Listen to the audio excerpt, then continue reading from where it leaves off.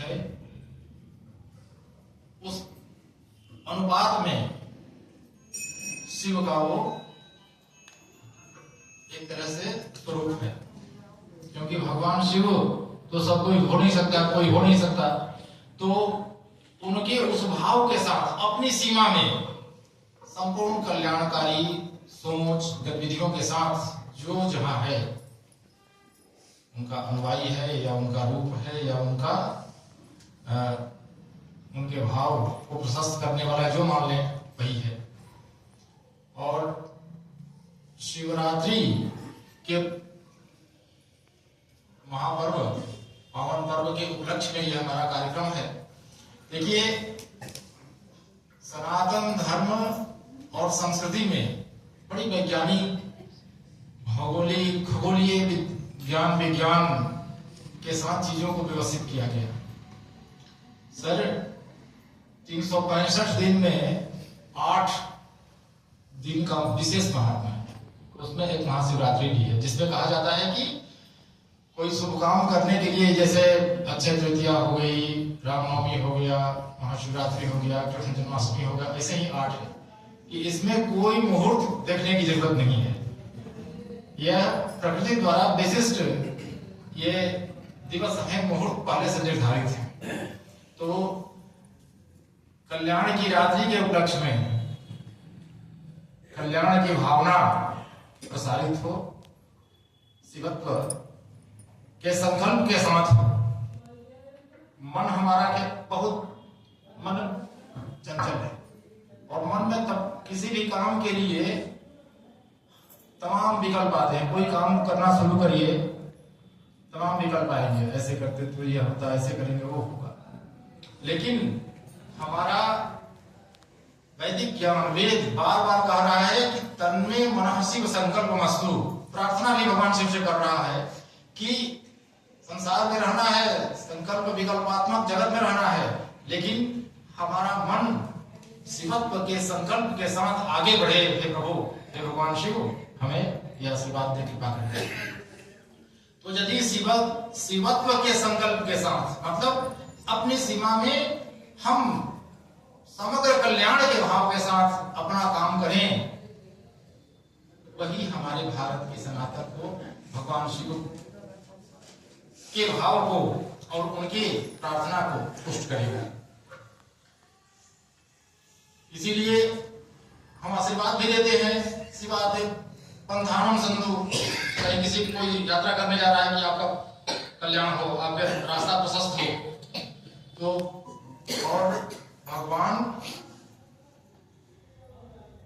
की प्रार्थना के स्वरूप में, इसीलिए भगवान शिव महादेव की प्रतिष्ठा में है।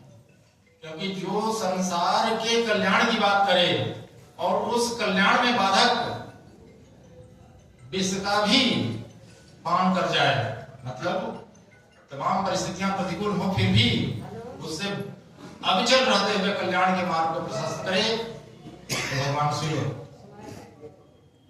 कि जैसा महादेव जैसा हो, तो महादेव की पदवी पाएगा, श्रेष्ठ पदवी पाएगा। हमारे धर्म संस्कृति में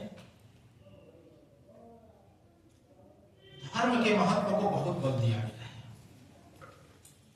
धर्म और रिलीजन में भारी फर्क है। अन्य धर्म की जो बात हम करते हैं और सनातन धर्म की बात करते हैं, वो दोनों में भारी अंतर है। अन्य धर्म एक बुक, एक अधिष्ठाता की बात करता है। दरअसल वो धर्म की परिभाषा में अभी आता नहीं, लेकिन लोग मान बैठे हैं।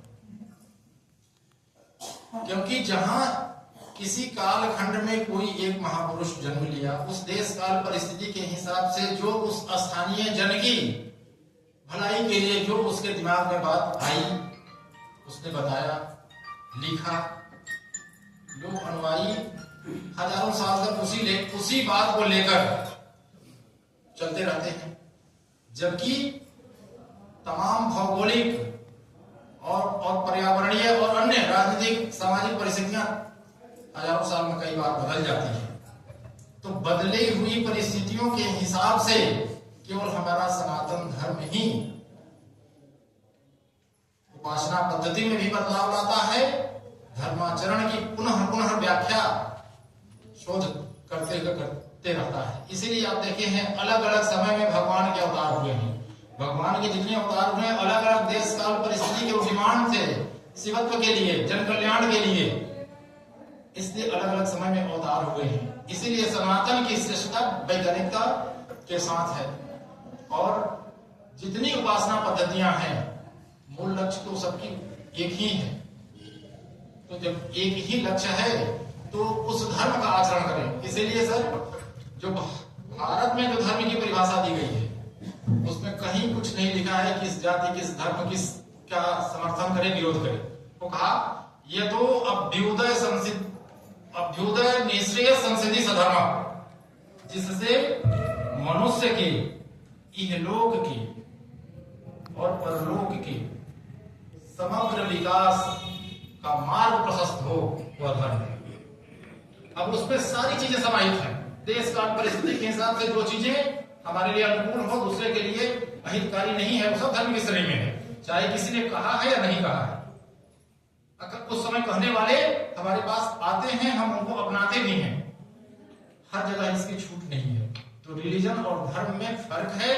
हम उपासना पद्धतियों को उस मूल धर्म, सनातन धर्म के परिप्रेक्ष्य में पुनः पुनः परिभाषित करते हुए आगे बढ़ें और अपने समाज को, जैसा कि माननीय विधायक जी ने कहा कि कुंभ ने जो दिखाया है पूरे वर्ल्ड को फिर से दिखाया है, और कोई माने न माने भारत को विश्व गुरु बनने की पृष्ठभूमि इस महाकुंभ ने स्थापित कर दिया।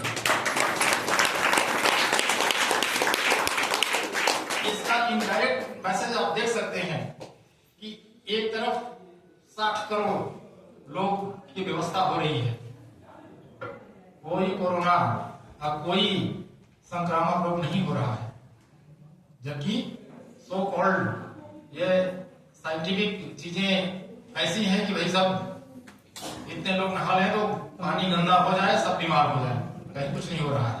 तो एक तरफ कुंभ का आयोजन हो रहा है और दूसरी तरफ विश्व का सबसे शक्तिशाली देश का सबसे शक्तिशाली व्यक्ति, मतलब प्रेसिडेंट, आपके प्रधानमंत्री का कुर्सी अपने ऑफिस में खिसका कर बैठा रहा है। यह संकेत है। और ये तो जब हम अपने जड़मूल से और सनातन संस्कृति के वैशिष्ट्य से, क्योंकि अपनी सनातन संस्कृति की बातें अलग अलग समय के वैज्ञानिक शोध और अनुभव के बाद स्थापित हुई है, पूर्ण वैज्ञानिक है, तो उससे यदि जुड़कर हम अपना काम करेंगे तो उस मजबूती को पाएंगे, और वो मजबूती पूरे वर्ल्ड को हमें रिकॉग्नाइज करना पड़ेगा। तो हम सब विभिन्न उपासना पद्धति, विभिन्न विचारों को बढ़ाएं, शामिल भी हों, लेकिन मूल तत्व के साथ जुड़े हुए, जिससे कि हमारा भारत पुरानी स्थिति को पाए। गायन्ति देवा किल गानी धन्यास्ते भारत भूमि भागे स्वर्गापवर्गास्पद के भूवे भवन्त भूमि मल्यः पुरस्कार, कि जहाँ देवता भी जन्म लेने के लिए ललायित रहते थे, वैसे भारत भूमि की पृष्ठभूमि बन रही है। आगे हम वैसे भविष्य में उसे स्थापित कर दें। इसी भाव के साथ मैं सबको शुभकामना दे रहा हूँ।